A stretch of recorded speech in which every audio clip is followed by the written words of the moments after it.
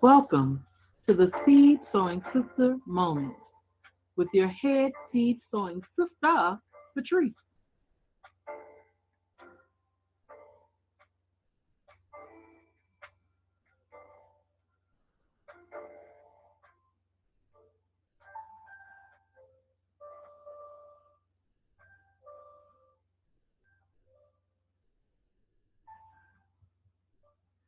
Welcome to the Seed Sowing Sister Movement. I am your head seed sowing sister, Patrice. Today, we're going to be sowing a seed of the unlikely choice. Has there ever been a time when you were the unlikely choice in any situation? Well, in my life, I've been the unlikely choice.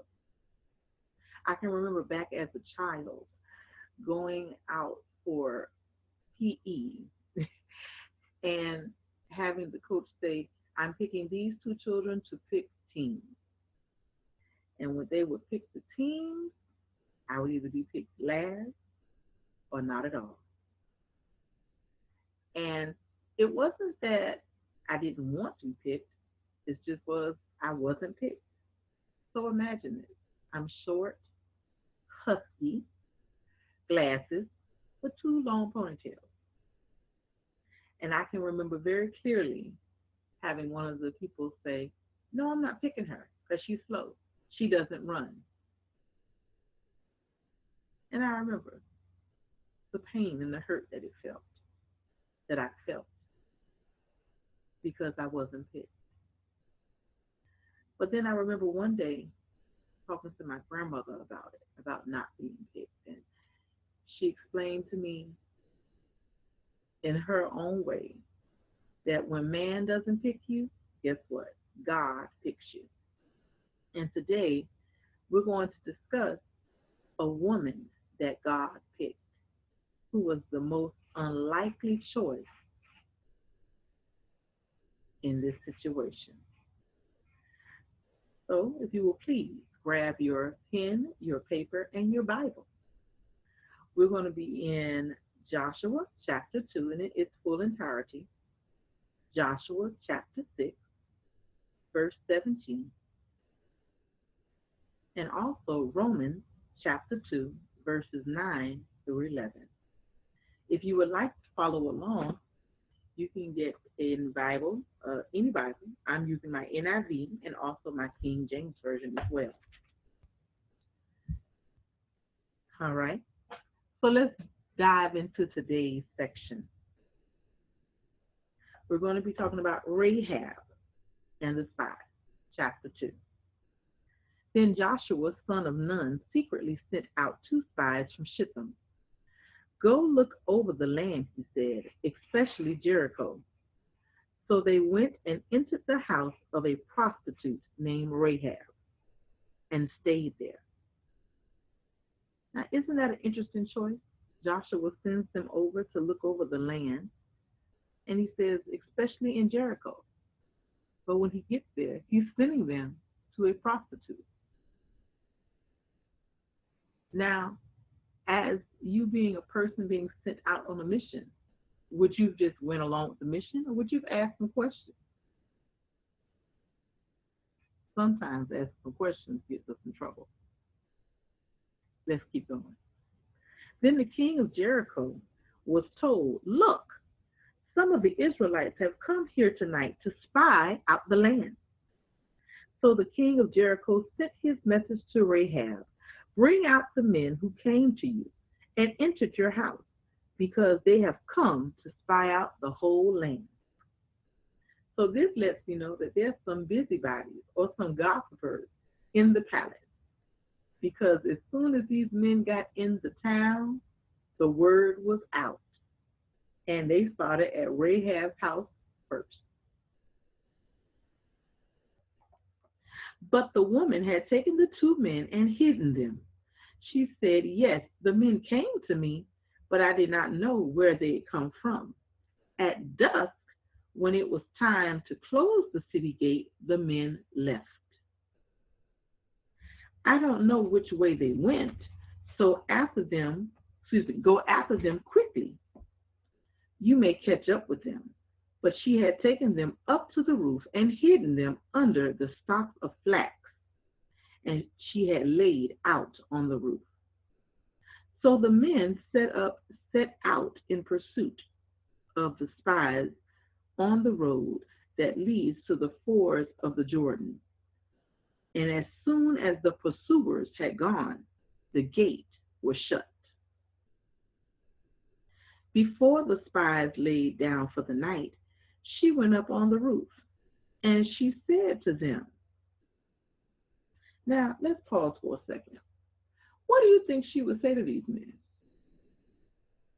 People get caught up and they look at what her profession was at that time, and I can imagine they would be saying, hey, maybe she's going up there to offer them a service. We don't know. But let's find out. She says, I know that the Lord has given this land to you, and that a great fear of you has fallen on us, so that all who live in this country are melting in fear because of you. We have heard how the Lord dried up the water of the Red Sea for you when you came out of Egypt, and what you did to Sihon and Og, the two kings of the Amorites east of the Jordan, whom you completely destroyed. When we heard of it, our hearts melted, and everyone's courage fell because of you. For the Lord your God is God in heaven above and on the earth below. Now then, please swear to me by the Lord that you will show kindness to my family, because I have shown kindness to you. Give me a sure sign that you will spare the lives of my father and mother, my brothers and sisters, and all who belong to them, and that you will save us from death. I wonder how they responded. Let's jump back in. Our lives for your lives, the men assured her. If you don't tell what we're doing, we will treat you kindly and be faithful in our decision when the Lord gives us this land. So she let them down by a rope through the window, for the house she lived in was part of the city wall. Now she said to them, go to the hills so that the pursuers will not find you. Hide yourselves there for 3 days until they return, and then you go your own way. The men said to her, this oath you made us swear will not be binding on us unless when we enter the land you have tied this scarlet cord to the window through which you let us down, and unless you have brought your father and mother, your brothers, and all of your family into your house. If anyone goes outside of your house into the street, his blood will be on his own head. We will not be responsible. As for anyone who is in the house with you, his blood will be on our head if a hand is laid on him. But if you tell what we are doing, we will be released from the oath you made us swear. Agreed, she replied. Let it be as you say. So she sent them away, and they departed. And she tied the scarlet cord in the window. When they left, they went into the hills and stayed there for 3 days. until the pursuers had searched all along the road and returned without finding them. Then the two men started back. They went down out of the hills, forged the river, and came to Joshua, son of Nun, and told him everything that had happened to them. They said to Joshua, "The Lord has surely given the whole land into our hands. All the people are melting in fear because of us." Now let's go into the section and look at Rahab. Now we know that she is noted as a woman of faith in the Bible, but I want to break her down a little bit more. Let's look at her roles in her life. When we look at her, we know that yes, she's a daughter, she's a sister, she's a businesswoman, she is a provider, she's a protector, but she's also a visionary. She was a woman who saw the vision and was ready to move forward.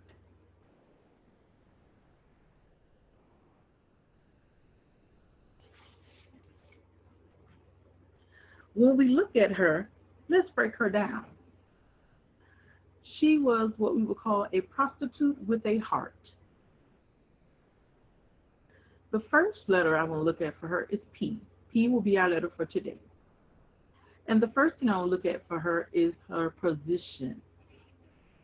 Now, her position in this community was one as a prostitute. And when you think of that position, you think of someone who is sexually indiscriminative, very corrupt, no morals, someone they would say who is depraved. And I could just imagine how her family spoke to her and how they would say, "And here you are out here doing these ungodly things and things that are not of the word, and you're embarrassing us and you're disgracing your mother, and we didn't raise you in this way." But yet that position had a purpose. Her position as a prostitute allowed her to have the inner workings and knowing what was going on in the community. If you look back, she had to be a woman of somewhat of prominence of what this position, because it says the king sent a message to her. So that means the king was aware of what her lifestyle was and what her behaviors were, and he figured, hey, if anybody else knows, she would know. Another thing I want to look at, so her position is one thing, her being the prostitute. Two, she was perceptive. In this situation, she knows that these are men of God. And when she perceives this, immediately her demeanor changes. She doesn't approach them as the average John and ask them if they want to have a good time and how can she help them and what service she could give. She immediately changes her demeanor to one of reverence and honor for these men. She had three parts to this. She was able to discern who these men are. She was able to have insight on what God's plan was. And we see that when she talks about them, when she says, "I know that this land will be your land and it will be given to you."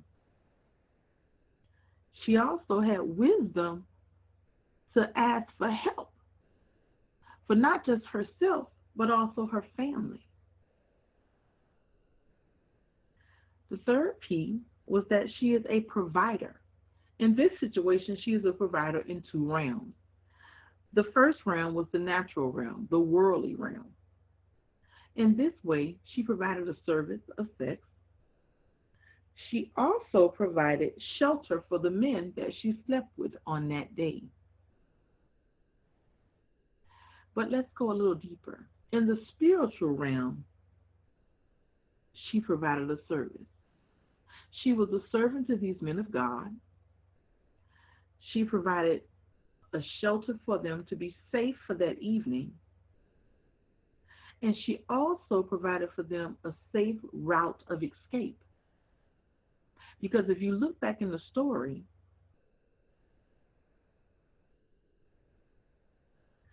around verses 14 through 17, she discusses a different path they should take so that they can be safe when they go back to the area where the Israelites were. We also discover that she is a protector. She's not just a protector of herself, she's a protector for her family as well. And she's also a protector for these men of God, giving them another route, hiding them from the men of the town, giving them an opportunity to finish their assignment successfully. And last but not least, we look at her as a powerful woman of God, because in this situation, she was faced with several different opponents and obstacles, and she took a major risk, truly risking her life by lying to the king to save not just her life, her family, and ultimately these men of God, and allowing them to step fully into their inheritance.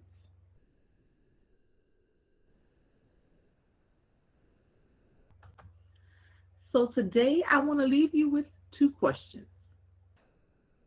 Are you a woman of vision?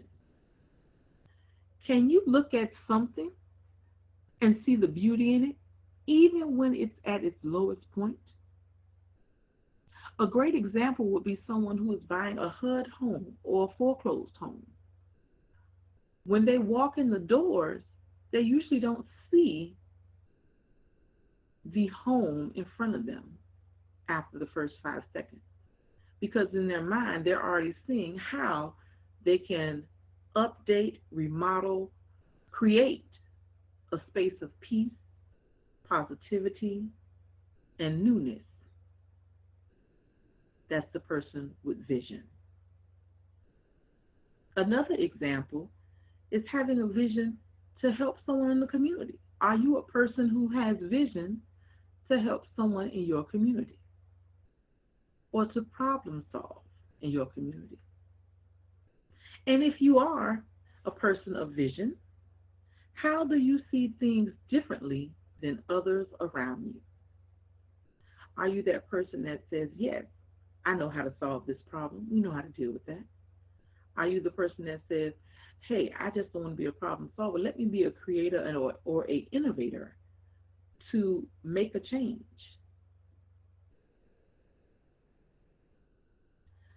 So I want to take a moment to look and review again the partial Rahab.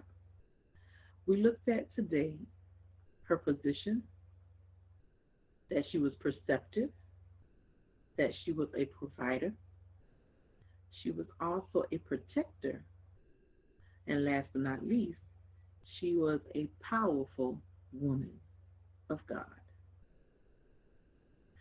So we're going to pause for a moment, and when we come back, we'll be talking about today's powerful woman of God, another powerful woman of God in our community heroes. Welcome back. So this week's community hero wrote me specifically and said, I don't want to be a community hero. I want to be a community shero. So I am honored this week to share our community shero, and her name is Miss Mertha Dubois.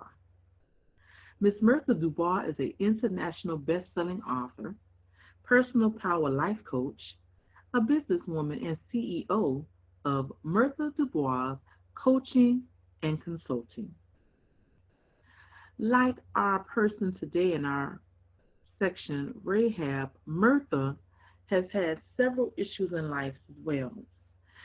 In her bio, she called these life interrupters, and she talked about how she has not let these life interrupters interrupt her life. Like so many of us, she's had several issues. However, at the age of 11, Mirtha's oldest brother was diagnosed with schizophrenia, and she was given the responsibility of being his caregiver. At the age of 16, Mirtha was now a full time caregiver and also a parent for her niece at this age. At the age of 22, Mirtha was now taking care of her full family and learning how to overcome the emotional and draining mental abuse in that relationship at that time. However, time and time again, Mirtha rose to the occasion to overcome and put her best foot forward. She lives by three things: having a desire to overcome adversity, doing whatever it takes, and having an attitude to match, and knowing that every interruption in life brings a lesson and it keeps you on your toes to be prepared. Today, we want to celebrate our shero, Mirtha Dubois. If you would like to find out more about our community heroes and sheroes, you can look for them at the Seed Sowing Sister Moment group page on Facebook. If you would like to get in contact with me, Patrice, your Seed Sowing Sister, you can reach me at theseedsowingsister@gmail.com. If you would like to nominate someone for the community heroes or sheroes, you can also leave that information at the Seed Sowing Sister Movement at gmail.com. Well, it's totally been a blast sharing this time with you today. Please keep in touch. If you would like to have a dose of daily encouragement, you can join us on our Facebook page. That is the Seed Sowing Sister Moment.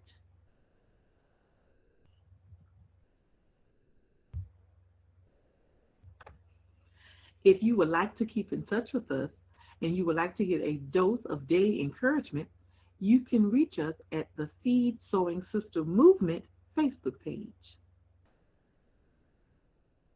Well, that's it for this week. Thank you for sharing your time and your excitement with us.